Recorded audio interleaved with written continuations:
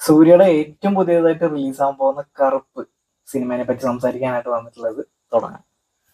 ഒരു മാസ് എന്റർടൈനറിലേക്ക് സൂര്യ തിരിച്ചു വന്നിരിക്കുന്നു. അതന്നെ വേണം നമുക്ക് പറയാനായിട്ട്. കാരണം യാതൊരു എക്സ്പെരിമെന്റും കൂടാണ്ട് ഉള്ളൊരു പടം. അതുപോലെ തന്നെ എന്താ പറയാ, ഒരു ഓഫ് ബീറ്റ് മൂവി അല്ല. പുള്ളിയുടെ കരിയറിൽ നോക്കുകയാണെങ്കിൽ ഇപ്പോ കോവിഡിന് ശേഷം അങ്ങനത്തെ പടങ്ങൾ ഒരുപാട് വന്നിട്ടുണ്ട്. ഇപ്പൊ റെട്രോ ഉൾപ്പെടെ അതൊരു കമേഴ്ഷ്യൽ പ്ലസ് ആണല്ലോ. അപ്പോ അങ്ങനത്തെ ഒരു ഏരിയയിലേക്ക് പുള്ളി തിരിച്ചു വന്നിരിക്കുകയാണ്. ഒരു മാസ് കമേഴ്ഷ്യൽ എന്റർടൈനർ എന്ന് പറയുമ്പോൾ എന്താ വെച്ച് കഴിഞ്ഞാൽ സൂര്യ ചെയ്യാത്ത സാധനമല്ല. അപ്പൊ സിംഗം സെപ്പറേറ്റ് ആരാധകർ തന്നെ ഉണ്ട്. അപ്പൊ അതിലേക്ക് പ്രോപ്പർ ആയിട്ട് സൂര്യ തിരിച്ചു വന്നിരിക്കുകയാണ്.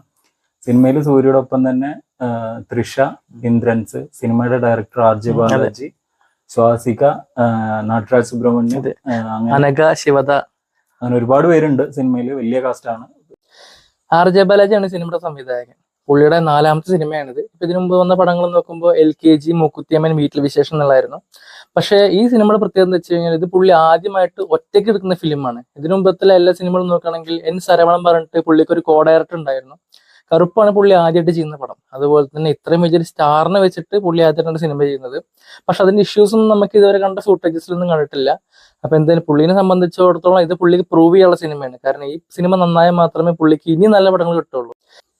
സിനിമയുടെ തീം, നമുക്ക് സിനിമയുടെ ട്രെയിലർ വരുന്നതിന് വരെ തീമിനെ പറ്റിയിട്ട് ക്ലിയർ ആയിട്ടുള്ള ഒരു പിക്ചർ ഉണ്ടായിരുന്നില്ല. സിനിമയുടെ ട്രെയിലർ വന്നതിന് ശേഷം ഇന്ദ്രൻസിന്റെ ക്യാരക്ടർ, അദ്ദേഹത്തിന്റെ മകള് തുടങ്ങിയ ഒരു കേസ് വിഷയമായിട്ടൊരു കോടതിക്ക് വരികയും കോടതി ഒരു മോണോപോളി മാതിരി കൈകാര്യം ചെയ്യുന്ന ഒരു പ്രഗത്ഭനായ അഭിഭാഷകനായിട്ട് വില്ലൻ അഭിനയിക്കുകയും തൃഷ അതിനെതിരെ ഫൈറ്റ് ചെയ്യുന്നതായിട്ടും കാണിക്കുന്നുണ്ട്. അപ്പോൾ അവർക്ക് നിസ്സഹായാവസ്ഥ വരുമ്പോൾ ഒരാള് ദൈവത്തിന്റെ മാതിരി വന്നിട്ട് ഒരാൾ സഹായിക്കുന്ന ആൾ വക്കീലാണ്. അപ്പൊ അയാൾ കുറെ കാലമായിട്ട് കോർട്ടിൽ വരാത്ത ഒരാളായിട്ടാണ് കാണിച്ചിരിക്കുന്നത്. അയാള് വരാത്തത് കാരണം കൊണ്ട് നിങ്ങൾ ഇങ്ങനെയൊക്കെ കാണിച്ചൂലേ എന്ന് അയാൾ ചോദിക്കുന്നുണ്ട് ആ ട്രെയിലറിൽ. അപ്പൊ സൂര്യയുടെ ക്യാരക്ടർ വന്നിട്ട് ഇവർക്ക് ഒരു നീതി നേടിക്കൊടുക്കുന്നതും അത് കുറച്ച് ബ്ലഡി വയലന്റ് രീതിയിൽ നേടിക്കൊടുക്കുന്നതായിട്ടൊക്കെ കാണുന്നുണ്ട്. അപ്പൊ സിനിമയുടെ എക്സൈറ്റ് തീം, സിനിമ വന്നാൽ തന്നെ നമുക്ക് മനസ്സിലാവുള്ളൂ സിനിമ പക്ക കമേഴ്ഷ്യൽ മാസ് എന്റർടൈനർ ആണ്. DOP GK Vishnu. GK വിഷ്ണുവിനെ പറ്റി നമ്മൾ പ്രത്യേകിച്ച് എടുത്തു പറയേണ്ട ആവശ്യമൊന്നുമില്ല. DOPയുടെ മുന്നത്തെ റീസൺ വർക്ക്സ് എന്ന് പറഞ്ഞു കഴിഞ്ഞാൽ മെർസലാണ് പുള്ളിയുടെ ഡെബ്യൂട്ട് വർക്ക്. അതുപോലെ തന്നെ ബിഗില്, പിന്നെ വരുന്നത് ജവാൻ, പിന്നെ ഇപ്പോ അറ്റ്ലിയുടെ കൂടെ തന്നെ റാക്കിയാണ് വർക്ക് ചെയ്യുന്നത്. ഈ സിനിമയിൽ എടുത്തു പറയേണ്ട കാര്യം എന്താണെന്ന് വെച്ച് കഴിഞ്ഞാൽ സിനിമയിലത്തെ വിഷ്വൽസ് നമ്മൾ ട്രെയിലർ കണ്ട സമയത്ത് ആ റെഡ് അതുപോലെ തന്നെ ബ്ലൂ അത് ഭയങ്കരമായിട്ട് എടുത്ത് കാണിക്കുന്നുണ്ട്. പിന്നെ മെർസലൊക്കെ ചെയ്ത ആളാണ്. ഇതിലത്തെ മാസ് കമേഴ്ഷ്യൽ സീൻസ് കാണുമ്പോൾ എനിക്ക് എന്താ വെച്ച് കഴിഞ്ഞാൽ പുള്ളി ആസ് യൂഷ്വൽ പുള്ളി അടിപൊളിയായിട്ട് തന്നെ ചെയ്തു വെച്ചിട്ടുണ്ട്. സാഹിബ് ബെങ്കറാണ് സിനിമയുടെ മ്യൂസിക് ചെയ്യുന്നത്.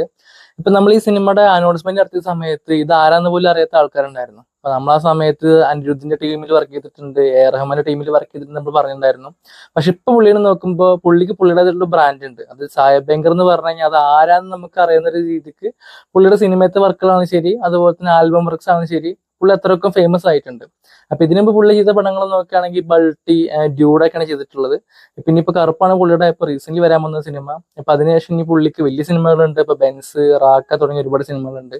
ഈ സിനിമയുടെ വന്ന ഓൾമോസ്റ്റ് എല്ലാ സോങ്സും ഇപ്പൊ നെഗറ്റീവ് റിവ്യൂസ് വന്ന 4 പേർ ഉൾപ്പെടെ പിന്നീട് അതിനുശേഷം നല്ല അഭിപ്രായം വന്നിട്ടുണ്ടായിരുന്നു. 4 സോങ്സും അടിപൊളിയാണ്. അതുപോലെ തന്നെ ഇപ്പൊ വന്ന ട്രെയിലറിലെ പുള്ളിയുടെ മിക്സിംഗ് നോക്കുമ്പോൾ നന്നായിട്ടുണ്ട്. അപ്പൊ എന്തായാലും ഇനിയിപ്പോ തിയേറ്ററിൽ ആ OST എന്തായാലും ഗംഭീരായിരിക്കട്ടെ. എഡിറ്റർ കലൈവണ്ണന്റെ ലാസ്റ്റ് വർക്ക് എന്ന് പറയുന്നത് അമരനാണ്. അമരൻ നല്ല ഡീസെന്റ് ആയിട്ട് തന്നെ പുള്ളി വർക്ക് ചെയ്ത് വെച്ചിട്ടുണ്ടായിരുന്നു. ഇപ്പൊ ട്രെയിലർ കണ്ട സമയത്ത് അത്യാവശ്യം നന്നായിട്ട് തന്നെ അതിന്റെ ട്രെയിലർ കട്ട്സും കാര്യങ്ങളൊക്കെ ചെയ്തു വെച്ചിട്ടുണ്ട്.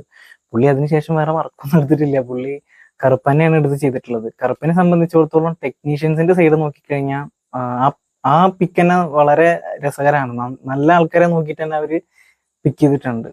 സിനിമയുടെ സ്റ്റൺസ് എടുത്തു പറയണം. ഒരു മാസ് കമേഴ്ഷ്യൽ എന്റർടൈനർ ആകുമ്പോൾ സ്റ്റൺസിനുള്ള പ്രാധാന്യം അറിയാലോ. ലോജിക്കലോ ഇൻലോജിക്കലോ ആയിക്കോട്ടെ, സിനിമയിലെ സ്റ്റൺസ് കാണാൻ നല്ല ഭംഗിയുണ്ട്.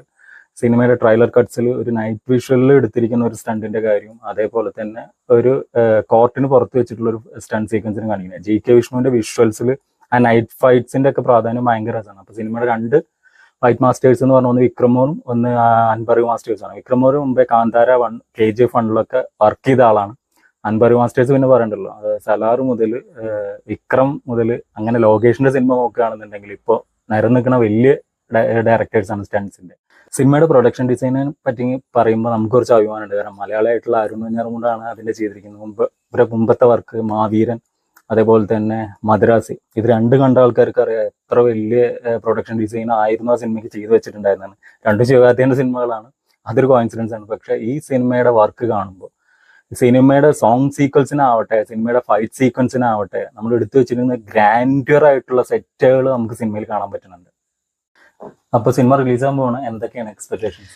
നമ്മൾ ഈ പറഞ്ഞ പോലെ തന്നെ ഒരു മാസ് പരിവേഷത്തിലേക്ക് സൂര്യ തിരിച്ചു വരികയാണ്. അത് കുറച്ചും കൂടി തമിഴ് ഓഡിയൻസിന് ഇഷ്ടപ്പെട്ടൊരു പടമായിരിക്കട്ടെ എന്ന് ആഗ്രഹിക്കുന്നുണ്ട്. കാരണം പുള്ളിക്കും ഒരു തിയേറ്ററിക്കൽ ഹിറ്റ് കിട്ടണം, അത് അത്യാവശ്യമാണ്. പുള്ളിയെ പോലെ തന്നെ അത്യാവശ്യമാണ് ആർ ജെ ബാലാജിക്കും. കാരണം ഇങ്ങനത്തെ വലിയ സ്റ്റാറിന്റെ അടുത്തേക്ക് എത്തിപ്പെടാൻ പറ്റാത്തൊരു ഡയറക്ടറാണ് പുള്ളി. കാരണം പുള്ളി മുമ്പ് ചെയ്ത പടങ്ങൾ വെച്ചൊരു ഗ്രാഫ് വെച്ച് നോക്കുമ്പോൾ, പിന്നെ അയാള് ഈ സിനിമ കമ്മിറ്റ് ചെയ്ത് വെക്കുമ്പോൾ സൂര്യ എന്തിനാണ് ഇങ്ങനത്തെ ഒരു കോമാളി വെച്ച് സിനിമ ചെയ്യണമെന്ന് വരെ പറഞ്ഞ പല തമിഴ് പ്രമുഖരും ഉണ്ട്. അപ്പൊ അവർക്കും കൂടെ ഒരു നല്ല മറുപടി ആയിരിക്കട്ടെ സിനിമ എന്ന് ഞാൻ ആഗ്രഹിക്കുന്നുണ്ട്.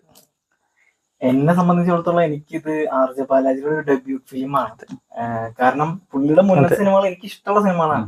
പക്ഷെ ഇതിന്റെ ട്രെയിലറൊക്കെ കണ്ട സമയത്ത് സത്യം പറഞ്ഞാൽ അന്തം വിട്ടിട്ടുണ്ട്. കാരണം ഇയാൾക്ക് ഇങ്ങനെ ചെയ്യാൻ പറ്റുമെന്ന് നമ്മൾ ഒരിക്കലും വിചാരിച്ചില്ല. പുള്ളിയുടെ മുമ്പത്തെ പടങ്ങളിലൊക്കെ കോ ഡയറക്ടേഴ്സും ഉണ്ടായിട്ടുണ്ട്. ഇത് അയാളുടെ ഡെബ്യൂ ആണ്. അതുപോലെ തന്നെ എന്താന്ന് വെച്ച് കഴിഞ്ഞാൽ സിനിമ കുറച്ച് കാലമായി ഇങ്ങനത്തെ കുറച്ച് സിനിമ നമ്മൾ മിസ് ചെയ്യണം. ഒരു മാസ് കമേഴ്ഷ്യൽ പ്രോപ്പർ, വേറെ ഒന്നുമില്ല, ഒരു ടെൻഷൻ ഇല്ലാണ്ട് അടി എന്നുള്ള സാധനം ഉണ്ടല്ലോ, ഇമോഷണലും എല്ലാം കണ്ടിരിക്കാൻ പറ്റും. അതുപോലെ തന്നെ സൂര്യയുടെ കുറച്ച് വർഷങ്ങളായിട്ട് പുള്ളിനെ നമ്മൾ ഏറ്റവും നന്നായിട്ട് മിസ് ചെയ്യുന്നുണ്ട്. ഇതത് എക്സ്പെക്ടേഷൻസ് ഒക്കെ മീറ്റ് ചെയ്യട്ടെന്ന് വിചാരിക്കണം. എന്താ എക്സ്പെക്ടേഷൻസ്? അതായത് റിവ്യൂവേഴ്സ് ഇതിനെ ലോജിക്കൽ തിങ്കിങ് കൊണ്ട് ക്രിട്ടിസൈസ് ചെയ്യരുത് എന്നുള്ളത് മാത്രമാണ് എന്റെ ഒരു ഇത്. എന്താന്ന് വെച്ച് കഴിഞ്ഞാൽ കമേഴ്ഷ്യൽ ഫിലിംസ് നമുക്ക് വേണം. നമുക്ക് ഓഫീസ് സിനിമകളും എന്താ പറയാ പച്ച പടങ്ങളും മാത്രം പോരാ. നമുക്ക് എല്ലാ തരത്തിലുള്ള ഓഡിയൻസിനും തൃപ്തിപ്പെടുത്തണം. അതായത് ഒരു കൂട്ടം ആൾക്കാരെ മാത്രം ഇഷ്ടപ്പെടുക, അല്ലെങ്കിൽ ഒരു കൂട്ടം ആൾക്കാർക്ക് മാത്രം ഇഷ്ടമാവുക, അതിൽ കാര്യമില്ല. എല്ലാ ആൾക്കാർക്കും ഇഷ്ടപ്പെടുന്ന രീതിയിലുള്ള സിനിമകളും വേണം. കാരണം ഇങ്ങനത്തെ സിനിമകൾക്കും പ്രേക്ഷകരുണ്ട്. സിനിമയുടെ ട്രെയിലർ കാണുമ്പോൾ ഒരു കമേഴ്ഷ്യൽ ഫിലിമിന്, അതായത് ഒരു ഹരിയുടെ ഒക്കെ ഫിലിം ഭയങ്കര പഞ്ചായിട്ടാണ് ഫ്രെയിം ടു ഫ്രെയിം കാണുന്നത്. സ്റ്റൺസ് ഒക്കെ കാണുമ്പോൾ ഭയങ്കര എക്സ്പെക്ടേഷൻസ് ഉണ്ട്. അല്ല, സൂര്യയുടെ ഫാൻസ് ഒരുപാട് വർഷത്തിന് ശേഷം അവരുടെ മൊത്തം ക്ഷീണം മാറ്റാൻ കൊണ്ട് സിനിമയിലാവുന്ന വിചാരിക്കുന്നു. എന്തായാലും പടം ഗംഭീരാവട്ടെ.